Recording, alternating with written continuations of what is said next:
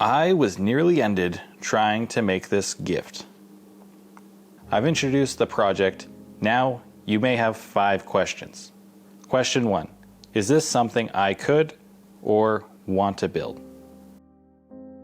How do I make a bread saw or bread bow? How did this project beat/end you? Will I ever make another one? And should I subscribe to this new woodworking YouTuber? All of these questions will be answered during this video and a handful of others, starting with how we make it. Firstly, I'm looking for stock that's roughly 1.5 inches by 1.5 inches. So I took some of my rough hardwood scraps. They're 36 inches long, 2 inches wide, and between 1/2 inch to 2 inches thick. Rough on one face, nicely surfaced on the other. With a variety of walnut, hickory, ash, maple, cherry, and oak to choose from, I selected woods to get a nice two-tone look and applied a fair amount of glue and clamped them together very tightly. A few moments later. While we take these out of clamps, let's tackle a question. Will I ever make these again? The short answer, no. It was not an enjoyable process, but the long answer, probably one day I will. I don't like being defeated. I'm very competitive, and I feel like I've lost to this project. I am not okay with those results. Let's move on to the template. It was about 5 months ago that I fell in love with template routing. It's an easy way to get consistent results, takes away the guesswork and the skill work, which for me, taking away the skill work is a very good thing because there's no skill. For this bread saw, there are 3 components: the handle, the blade, and the cutout for the bread slices. I suppose the handle and the cutout are all part of one thing, but... So I started marking up on my MDF. I gave some nice smooth curves, and when I was happy with it, I moved on to cutting it out with the bandsaw. I made a template because I was planning on making a bunch of these. 1 for me, 2 for gifts, and 5 to sell, hopefully to pay for all the effort, and maybe discover a new project that sells. My bandsaw is small and tucked away in the corner, so the camera angle is really bad. I hope you can forgive me, and I hope you like my shirt.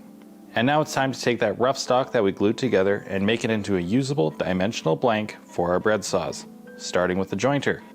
I cleaned up 2 faces that share an edge to get 2 clean, flat, straight reference edges, and then I can use my table saw to get 2 more parallel sides, and I bring it down to 1 3/4 inches by 1 3/4 inches.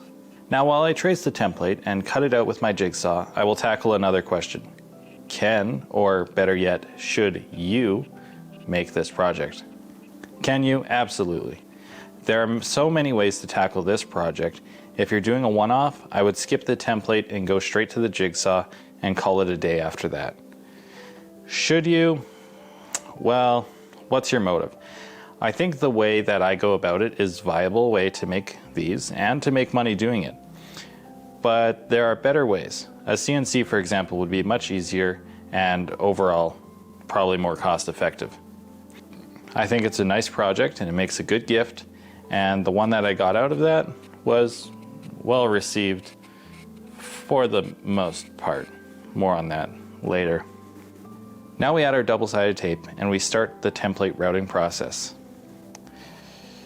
I purchased this router bit by SPE Tool. It has about 2.5 inches of cutting capacity, and it's absolutely the most terrifying thing I've ever used. Well, maybe not terrifying. It's the most intimidating thing that I've ever used. The router bit costs just under $200, which makes it the most expensive router bit I own, by a margin of about 7 times the cost. And my disappointment was... My disappointment is immeasurable, and my day is ruined. Well, it should not be exaggerated here. The result I was receiving was poor at best. Now to point out some safe practices I'm doing slightly off camera, because I will get the comments. When I get to a point where the bit is likely to catch and throw the wood, my hand is firmly planted against the edge of the table with a couple fingers under the table itself. There's no chance of that hand being pulled away. And the chipping out, well, it did. Now, this is the first one I show, but there's actually 3 more prior to this one, which I've already thrown away. This is the second last attempt at making this bread saw, and the last attempt at making it with this router bit. And probably the worst chip out yet. And a burst of anger as I throw it across the room. So I have one more attempt, 3 questions to answer, and I went to don't give a fuck, just get it done mode. Palm router, cheap router bits, about $4 a piece, and I just went to town on this wood, kind of like your mom. So how did this project nearly end me? Well, that router wanted to take my hand, but worse than the router, these bread saw blades. As I applied oil, I sliced my finger open.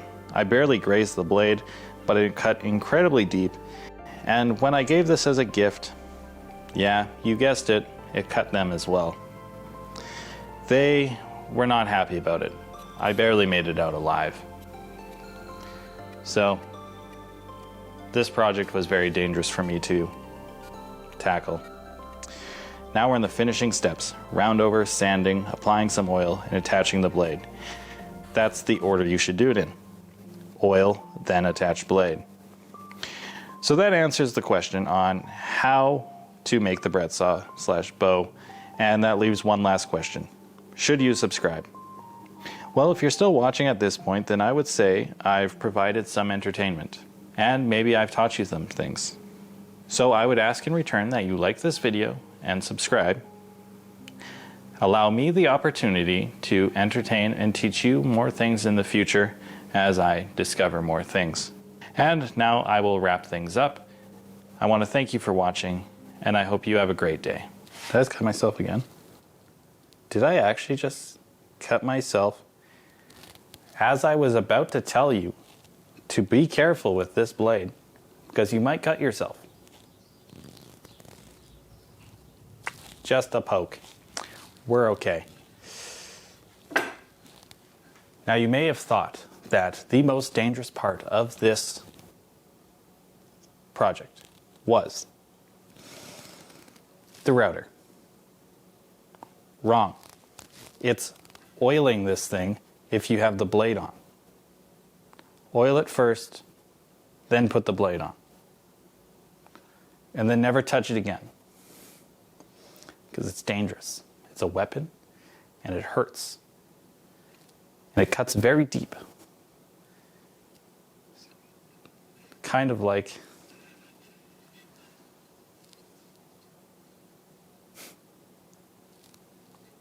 the way your mom likes